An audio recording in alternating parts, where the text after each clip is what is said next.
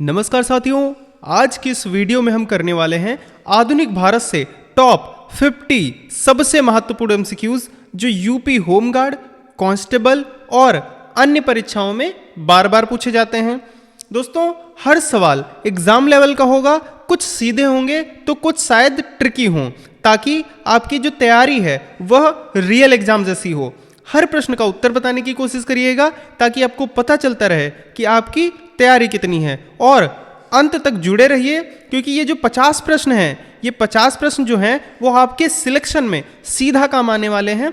चलिए शुरू करते हैं बिना देर किए हुए। पहला प्रश्न देखते हैं। पहला प्रश्न है हमारा, 1857 के विद्रोह की शुरुआत कहां से हुई थी? बताइए 1857 के विद्रोह की शुरुआत कहां से हुई थी, ये आपको बताना है। चलिए बताइए। इसका राइट आंसर हो जाएगा हमारा ऑप्शन सी, मेरठ। दोस्तों, हुआ क्या था, जब 1857 में मेरठ में जो भारतीय सैनिक थे उन्होंने गाय की चर्बी से बने कारतूसों को मना कर दिया कि वो उनका यूज नहीं करेंगे, तो अंग्रेज सिपाहियों ने क्या किया, उन्होंने 85 सैनिकों को जेल में डाल दिया, जिसके विरोध में यह विद्रोह हुआ और इसमें मंगल पांडे को फांसी दे दी गई थी। और दोस्तों, ये जो मेरठ है, यहां से हमारे विद्रोह की शुरुआत हुई थी। चलिए प्रश्न नंबर 2 देखते हैं। प्रश्न नंबर 2 है हमारा, मंगल पांडे किस इन्फेंट्री के सिपाही थे? बताइए, मंगल पांडे किस इन्फेंट्री के सिपाही थे? चलिए बताइए। इसका राइट आंसर हो जाएगा हमारा ऑप्शन ए, 34वीं नेटिव इन्फेंट्री। दोस्तों, जो मंगल पांडे थे वो ब्रिटिश ईस्ट इंडिया कंपनी के 34वीं बंगाल नेटिव इन्फेंट्री के रेजिमेंट के एक सिपाही थे। चलिए प्रश्न नंबर 3 देखते हैं। प्रश्न नंबर 3 है हमारा, 1857 के विद्रोह के समय भारत का गवर्नर जनरल कौन था? बताइए 1857 के विद्रोह के समय भारत का गवर्नर जनरल कौन था? चलिए बताइए। इसका राइट आंसर हो जाएगा हमारा ऑप्शन बी, लॉर्ड कैनिन। दोस्तों, 1857 के विद्रोह के समय हमारे गवर्नर जनरल कौन था? Lord Canning. चलिए प्रश्न नंबर 3 देखते हैं। प्रश्न नंबर 4 देखते हैं। प्रश्न नंबर 4 है हमारा, कानपुर में 1857 के विद्रोह का नेतृत्व किसने किया था? बताइए 1857 के विद्रोह का नेतृत्व कानपुर से किसने किया था, यह आपको बताना है। चलिए बताइए। इसका राइट आंसर हो जाएगा हमारा ऑप्शन डी, नाना साहेब। दोस्तों, कानपुर से किसने नेतृत्व किया था? तो नाना साहेब ने किया था।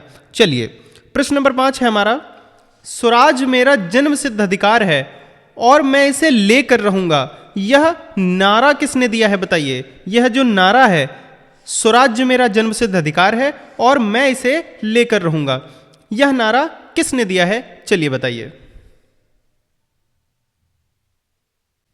इसका राइट आंसर हो जाएगा हमारा ऑप्शन बी, बाल गंगाधर तिलक ने। बाल गंगाधर तिलक ने यह नारा दिया है, स्वराज मेरा जन्म सिद्ध अधिकार है और मैं इसे लेकर रहूंगा। चलिए प्रश्न नंबर 6 है हमारा, भारतीय राष्ट्रीय कांग्रेस की स्थापना किस वायसराय के कार्यकाल में हुई थी? बताइए, किस वायसराय के कार्यकाल में? जब भारतीय राष्ट्रीय कांग्रेस की स्थापना हुई 1885 में, तब वायसराय कौन था? आपको बताना है। चलिए बताइए। इसका राइट आंसर हो जाएगा हमारा ऑप्शन ए, लॉर्ड डफरिन। दोस्तों, उस समय कौन था वायसराय? तो वह लॉर्ड डफरिन थे। चलिए प्रश्न नंबर 7 देखते हैं। प्रश्न नंबर 7 है हमारा, इंकलाब जिंदाबाद का नारा पहली बार किसने दिया था? बताइए, इंकलाब जिंदाबाद का नारा पहली बार किसने दिया था? चलिए बताइए। दोस्तों, इंकलाब जिंदाबाद का नारा मूल रूप से उर्दू कवि और स्वतंत्रता सेनानी मौलाना हसरत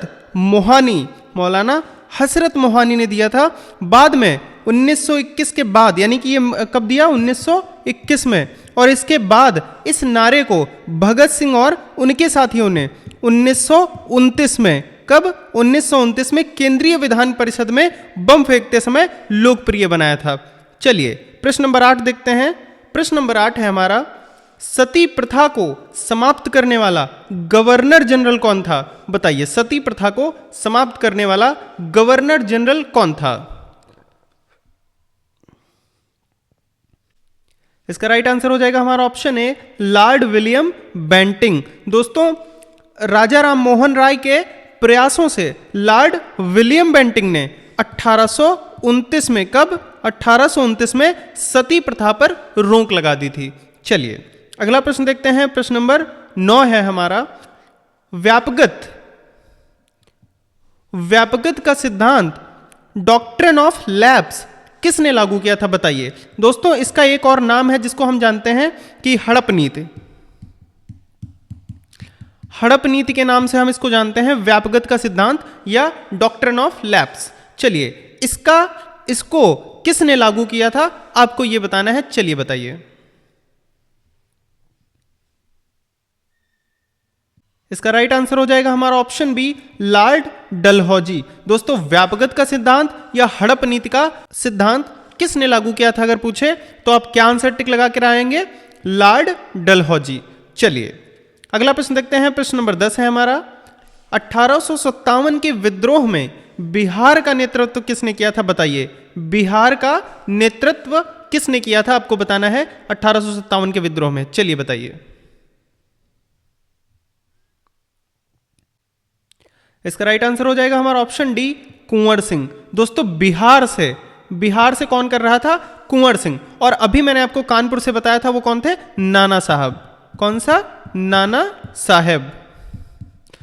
ठीक है, चलिए अगला प्रश्न देखते हैं। प्रश्न नंबर 11 है हमारा, तुम मुझे खून दो मैं तुम्हें आजादी दूंगा, यह प्रसिद्ध नारा किसका है? बताइए। दोस्तों, ये जो नारे हैं इनसे प्रश्न अवश्य बनता है आपके पेपर में, तो इनको कभी मत भूलिएगा। और एक बार अगर अच्छे से आप देख लेंगे इनको, तो इनको कभी नहीं भूलेंगे और ये आपकी परीक्षा में जरूर आएंगे। चलिए बताइए, तुम मुझे खून दो मैं तुम्हें आजादी दूंगा, यह प्रसिद्ध नारा किसका है? बताइए। इसका राइट आंसर हो जाएगा हमारा ऑप्शन बी, सुभाष चंद्र बोस का नारा है ये, तुम मुझे खून दो मैं तुम्हें आजादी दूंगा। चलिए प्रश्न नंबर 12 है हमारा, बंगाल का विभाजन 1905। देखिए यहीं से एक चीज हमारी हल हो गई कि बंगाल का विभाजन हुआ कब, तो वो कब हुआ? 1905 में। किस वायसराय के समय में हुआ था? अब उस टाइम यानी कि 1905 में भारत का वायसराय कौन था, आपको ये बताना है। चलिए बताइए। इसका राइट आंसर हो जाएगा हमारा ऑप्शन सी, लॉर्ड कर्जन। दोस्तों, बंगाल के विभाजन के समय भारत का जो वायसराय था वो कौन था? Lord Curzon. चलिए अगला प्रश्न देखते हैं। प्रश्न नंबर 13 है हमारा, भारत का प्रथम वायसराय कौन था? बताइए, प्रथम वायसराय कौन था? चलिए बताइए। दोस्तों, पहले गवर्नर होते थे, उसके बाद पद का नाम चेंज किया गया, गवर्नर जनरल हो गया, उसके बाद क्या हुआ? हमारा वायसराय। तो भारत का प्रथम वायसराय कौन था, आपको यह बताना है। चलिए बताइए। इसका राइट आंसर हो जाएगा हमारा ऑप्शन बी, लॉर्ड कैनिन। दोस्तों, प्रथम वायसराय कौन था? लॉर्ड कैनिन था। चलिए अगला प्रश्न देखते हैं। प्रश्न नंबर 14 है हमारा, सारे जहां से अच्छा हिंदोस्तां हमारा किसके द्वारा लिखा गया है? दोस्तों, ये जो सारे जहां से अच्छा हिंदोस्तां हमारा गीत है उसको किसके द्वारा लिखा गया है, आपको यह बताना है। चलिए बताइए। इसका राइट आंसर हो जाएगा हमारा ऑप्शन बी, मोहम्मद इकबाल। दोस्तों, इस गाने को, इस गीत को एक और नाम से जाना जाता है, तराने हिंद। इस गीत को हम तराने हिंद के नाम से भी जाना जाता है और इसको लिखा किसने है? तो मोहम्मद इकबाल ने लिखा है। चलिए अगला प्रश्न देखते हैं। प्रश्न नंबर 15 है हमारा, लखनऊ में 1857 की क्रांति का नेतृत्व किसने किया था? बताइए। अभी हमने कानपुर देखा, बिहार देखा, अब बताइए लखनऊ में 1857 की क्रांति का नेतृत्व किसने किया था? चलिए बताइए। आप लोग आंसर्स को कमेंट करते रहें और लास्ट में जरूर बताएं कि आपने कितना स्कोर किया है, 50 में से कितने आंसर आपने सही किए हैं। चलिए बताइए, लखनऊ से कौन नेतृत्व कर रहा था 1857 की क्रांति का? चलिए, इसका जो राइट आंसर है वो हमारा ए है, बेगम हजरत महल। बेगम बेगम हजरत महल। कौन कर रहा था? बेगम हजरत महल कर रही थी हमारे लखनऊ से 1857 के विद्रोह का नेतृत्व।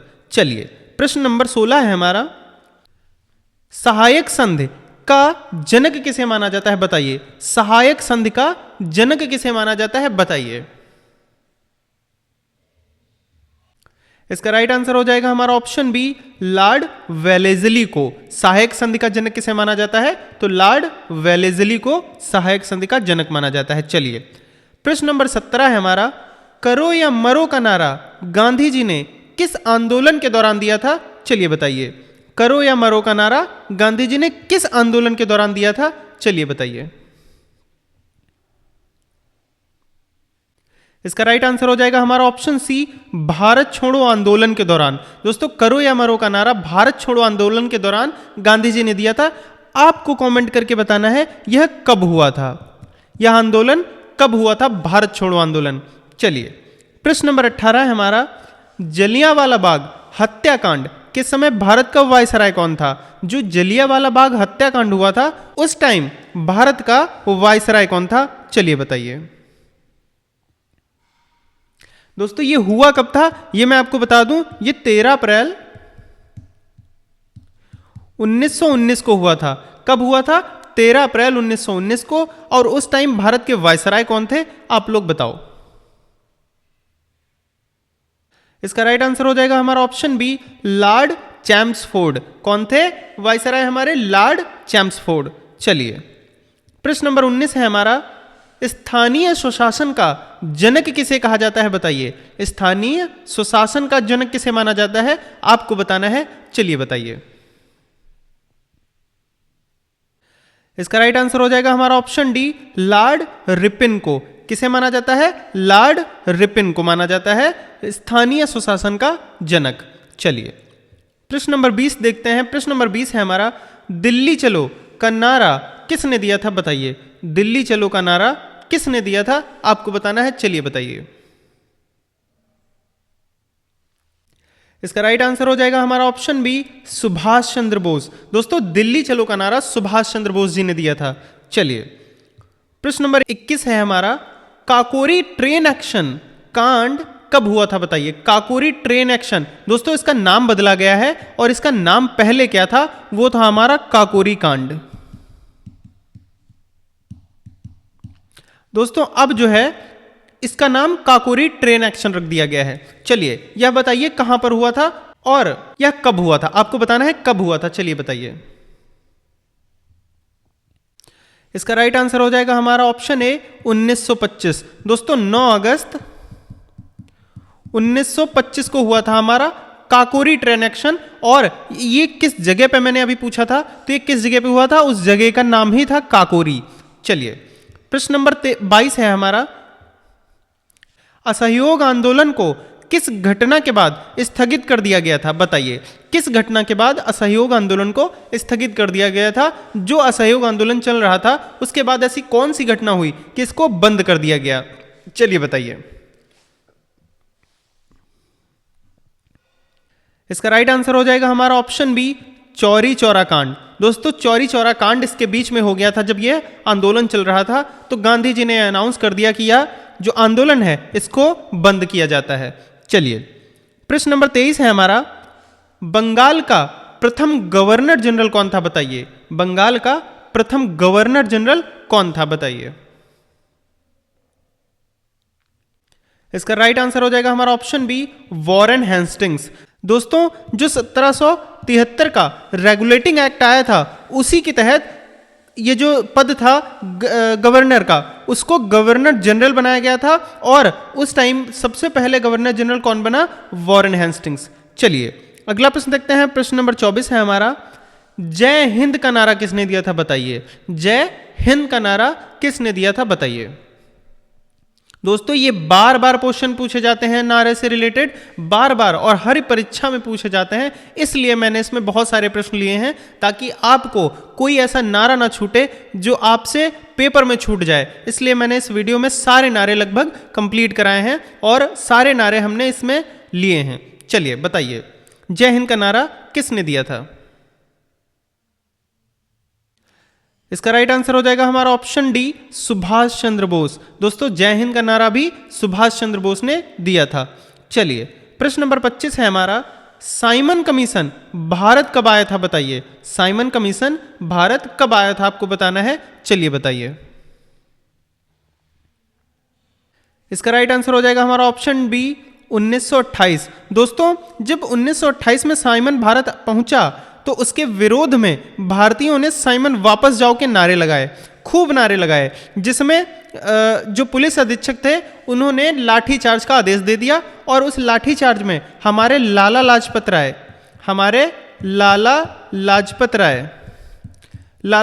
राय के लाठी लग गई थी, जिसमें उनकी तबीयत ज़्यादा बिगड़ गई और कुछ ही दिनों बाद उनका देहांत हो गया था। चलिए अगला प्रश्न देखते हैं। प्रश्न नंबर 26 है हमारा, मारो फिरंगी को यह शब्द किसने कहे थे बताइए। मारो फिरंगी को यह शब्द किसने कहे थे, चलिए बताइए। इसका आंसर है ऑप्शन ए, मंगल पांडे। दोस्तों मंगल पांडे ने कहा था कि मारो फिरंगी को। चलिए अगला प्रश्न देखते हैं। प्रश्न नंबर 27 है हमारा, भारत में रेलवे की शुरुआत किस गवर्नर जनरल के कार्यकाल में हुई थी बताइए। किस गवर्नर जनरल के कार्यकाल में हुई थी भारत में रेलवे की शुरुआत, चलिए बताइए। इसका राइट आंसर हो जाएगा हमारा ऑप्शन बी, लॉर्ड डलहौजी। दोस्तों 1853 में सबसे पहली ट्रेन जो चली थी वो हमारी मुंबई, पहले का बंबई और उसके बाद थाने, मुंबई से थाने चली थी 1853 में पहली रेल, और उस टाइम गवर्नर जनरल कौन था, वो लॉर्ड डलहौजी था। चलिए प्रश्न नंबर 28 है हमारा, स्वराज्य पार्टी की स्थापना किसने की थी बताइए। स्वराज्य पार्टी जो थी उसकी स्थापना किसने की थी, चलिए बताइए। दोस्तों इस पार्टी की स्थापना 1923 में चित्तरंजन दास और मोतीलाल नेहरू के द्वारा की गई थी। चलिए अगला प्रश्न देखते हैं। प्रश्न नंबर 29 है हमारा, पूर्ण स्वराज्य का प्रस्ताव कांग्रेस के किस अधिवेशन में पारित हुआ बताइए। पूर्ण स्वराज का जो प्रस्ताव था वह कांग्रेस के किस अधिवेशन में पारित किया गया था, चलिए बताइए। इसका राइट आंसर हो जाएगा हमारा ऑप्शन बी, लाहौर अधिवेशन 1929। दोस्तों लाहौर अधिवेशन 1929 जो था उसमें पूर्ण स्वराज का प्रस्ताव कांग्रेस के अधिवेशन में, जो लाहौर का अधिवेशन था, वहां रखा गया था।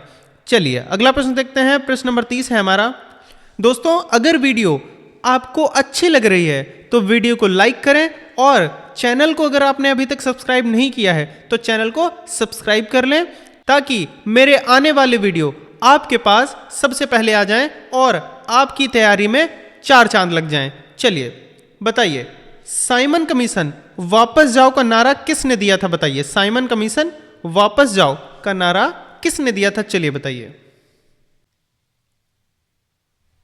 इसका राइट आंसर हो जाएगा हमारा ऑप्शन बी, लाला लाजपत राय ने। दोस्तों मैंने अभी बताया था लाला लाजपत राय की लाठी लगने से, उनके सीने पर लाठी लग जाने से उनकी मृत्यु हो गई थी, इसी साइमन कमीशन के आने के कुछ ही दिनों बाद। चलिए अगला प्रश्न देखते हैं। प्रश्न नंबर 31 है हमारा, स्वतंत्र भारत के भारतीय गवर्नर जनरल कौन थे बताइए। स्वतंत्र जब हमारा देश हो गया था उसके बाद भारतीय गवर्नर जनरल सबसे पहले किसको बनाया गया था बताइए। इसका राइट आंसर है हमारा ऑप्शन ए, सी राजगोपालाचारी। दोस्तों ये कब से कब तक रहे थे, तो ये 1948 से 50 तक रहे थे हमारे भारतीय गवर्नर जनरल। कौन थे, सी राजगोपालाचारी। चलिए अगला प्रश्न देखते हैं। प्रश्न नंबर 32 है हमारा, दुश्मन की गोलियों का हम सामना करेंगे, आजाद ही रहे हैं और आजाद ही रहेंगे का नारा किसने दिया था बताइए। दुश्मन की गोलियों का हम सामना करेंगे, आजाद ही रहे हैं, आजाद ही रहेंगे का नारा किसने दिया था, चलिए बताइए। दोस्तों इसका राइट आंसर है हमारा ऑप्शन बी, महान स्वतंत्रता सेनानी चंद्रशेखर आजाद ने ये नारा दिया था कि दुश्मन की गोलियों का हम सामना करेंगे, आजाद ही रहे हैं, आजाद ही रहेंगे। चलिए बहुत बढ़िया, अगला प्रश्न देखते हैं। प्रश्न नंबर 33 है हमारा, इल्बर्ट बिल विवाद किस वायसराय के संबंधित है बताइए। इल्बर्ट बिल विवाद है वह किस वायसराय से संबंधित है, चलिए बताइए। इसका राइट आंसर है हमारा ऑप्शन ए लॉर्ड रिपिन। दोस्तों इल्बर्ट बिल विवाद जो है वह लॉर्ड रिपिन से संबंधित है। चलिए अगला प्रश्न देखते हैं। प्रश्न नंबर 34 है हमारा, गदर पार्टी की स्थापना कहां हुई थी बताइए। गदर पार्टी की स्थापना कहां पर की गई थी, चलिए बताइए। इसका राइट आंसर हो जाएगा हमारा ऑप्शन बी सैन फ्रांसिस्को में, अमेरिका में। कहां, सैन फ्रांसिस्को अमेरिका में गदर पार्टी की स्थापना हुई थी। और यह किसने की थी, किसने की थी आपको कमेंट करके बताना है। चलिए बताइए। चलिए अगला प्रश्न देखते हैं। प्रश्न नंबर 35 है हमारा, वेदों की ओर लौटो का नारा किसने दिया था बताइए। वेदों की ओर लौटो का नारा किसने दिया था, चलिए बताइए। इसका राइट आंसर हो जाएगा हमारा ऑप्शन सी स्वामी दयानंद सरस्वती ने। किसने, स्वामी दयानंद सरस्वती जी ने कहा था वेदों की ओर लौटो। चलो अगला प्रश्न देखते हैं। प्रश्न नंबर 36 है हमारा, भारत छोड़ो आंदोलन 1942 के समय वायसराय कौन था। चलिए मैंने जो पूछा था उसका यहीं पर आंसर हमें मिल गया। भारत छोड़ो आंदोलन हुआ कब, 1942, और किसके समय, कौन उस टाइम में वायसराय था, ये आपको बताना है। चलिए बताइए। इसका राइट आंसर है हमारा ऑप्शन ए लॉर्ड लिनलिथगो। कौन था, लॉर्ड लिनलिथगो थे उस टाइम के वायसराय। चलिए प्रश्न नंबर 37 है हमारा, वर्नाकुलर प्रेस एक्ट किसने लागू किया था बताइए। वर्नाकुलर प्रेस एक्ट जो है वह किसने लागू किया था, चलिए बताइए।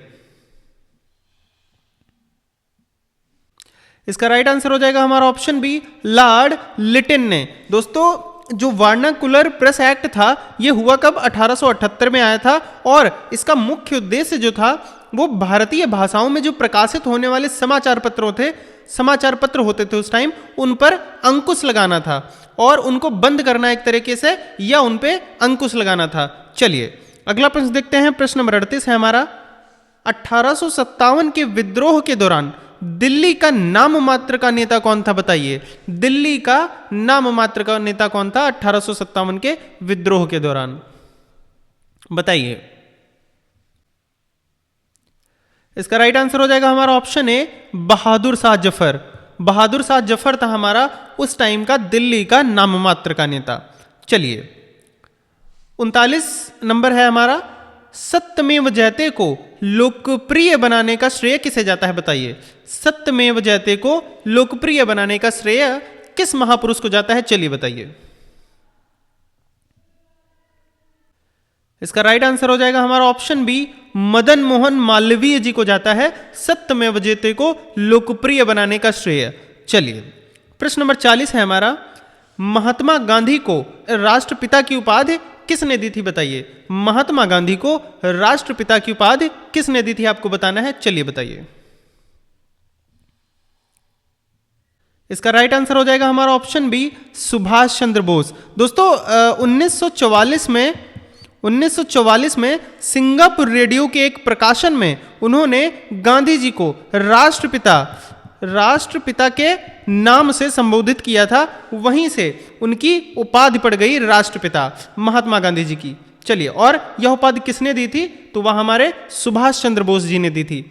चलिए प्रश्न नंबर 41 है हमारा, भारत में प्रथम जनगणना 1872 किसके समय में हुई थी बताइए। दोस्तों एक जवाब हमें यहीं से मिल गया कि भारत में प्रथम जनगणना जो है वह कब हुई, 1872 में हुई। किसके समय में हुई थी वो आपको बताना है, चलिए बताइए। इसका राइट आंसर हो जाएगा हमारा ऑप्शन डी लॉर्ड मेयो के शासनकाल में। दोस्तों लॉर्ड मेयो के शासनकाल में हमारे प्रथम जनगणना हुई भारत की, और वह कब हुई, 1872 में। चलिए बहुत बढ़िया। प्रश्न नंबर 42 है हमारा, आराम हराम है का नारा किसने दिया था बताइए। आराम हराम है का नारा किसने दिया था, चलिए बताइए। इसका राइट आंसर है हमारा ऑप्शन बी जवाहरलाल नेहरू ने कहा था आराम हराम है। चलिए अगला प्रश्न देखते हैं। प्रश्न नंबर 43 है हमारा, चंपारण सत्याग्रह किस वर्ष हुआ था बताइए। चंपारण सत्याग्रह किस वर्ष हुआ था आपको बताना है, चलिए बताइए। इसका राइट आंसर है हमारा ऑप्शन बी 1917 में गांधी जी के द्वारा जो बिहार का एक चंपारण जिला है वहां पर चंपारण सत्याग्रह की शुरुआत की गई थी। चलिए बहुत बढ़िया। प्रश्न नंबर 44 है हमारा, अंग्रेजी शिक्षा का जनक किसे माना जाता है बताइए। अंग्रेजी शिक्षा का जनक किसे माना जाता है भारत में, चलिए बताइए। इसका राइट आंसर हो जाएगा हमारा ऑप्शन ए, लॉर्ड मैकाले को। दोस्तों अंग्रेजी शिक्षा का जनक लॉर्ड मैकाले को माना जाता है हमारे भारत में। चलिए अगला प्रश्न है हमारा, प्रश्न नंबर 45, गांधी इरविन समझौता कब हुआ था बताइए। गांधी इरविन समझौता कब हुआ था, चलिए बताइए। इसका राइट आंसर है हमारा ऑप्शन बी, 1931 में। कब हुआ था, तो वह 1931 में हुआ हमारा गांधी इरविन समझौता। चलिए प्रश्न नंबर 46 है हमारा, सरफरोशी की तमन्ना अब हमारे दिल में है, देखना है कि जोर कितना बाजुए कातिल में है। प्रसिद्ध क्रांतिकारी कविता यह किसकी है। कौन ऐसा प्रसिद्ध क्रांतिकारी है जिसकी यह कविता है जो बहुत ही फेमस है और हमारे दिलों में बसी हुई है, चलिए बताइए। इसका राइट आंसर है हमारा ऑप्शन ए, विस्मिल अजीमाबादी। दोस्तों हालांकि यह कविता राम प्रसाद विस्मिल और उनके साथियों द्वारा प्रचलित की गई थी, लेकिन यह कविता है किसकी, वह है विस्मिल अजीमाबादी की। चलिए हमारे प्रसिद्ध क्रांतिकारी विस्मिल अजीमाबादी की। चलिए प्रश्न नंबर 47 है हमारा, भारत की राजधानी कलकत्ता से दिल्ली कब स्थानांतरित की गई थी, चलिए बताइए। भारत की राजधानी कलकत्ता से दिल्ली कब स्थानांतरित की गई थी, बताइए। इसका राइट आंसर है हमारा ऑप्शन बी, 1911 में। दोस्तों कलकत्ता से दिल्ली राजधानी जो है वह भारत की 1911 में स्थानांतरित की गई थी। चलिए प्रश्न नंबर 48 है हमारा, क्रिप्स मिशन के समय ब्रिटिश प्रधानमंत्री कौन थे, बताइए। क्रिप्स मिशन के समय ब्रिटिश के प्रधानमंत्री कौन थे, चलिए बताइए। इसका राइट आंसर है हमारा ऑप्शन बी, विंस्टन चर्चिल। कौन थे, विंस्टन चर्चिल थे हमारे ब्रिटिश प्रधानमंत्री। और ये जो क्रिप्स मिशन है ये भारत कब आया था, तो आया था 1942 में। और इसका मुख्य उद्देश्य क्या था दोस्तों, इसका मुख्य उद्देश्य था द्वितीय विश्व युद्ध में भारतीयों का समर्थन प्राप्त करना। चलिए अगला प्रश्न देखते हैं, प्रश्न नंबर 49 है हमारा, भगत सिंह और बटुकेश्वर दत्त ने सेंट्रल लेजिस्लेटिव असेंबली में बम कब फेंका था, बताइए। भगत सिंह और बटुकेश्वर दत्त ने सेंट्रल लेजिस्लेटिव असेंबली में बम कब फेंका था, यह आपको बताना है, चलिए बताइए।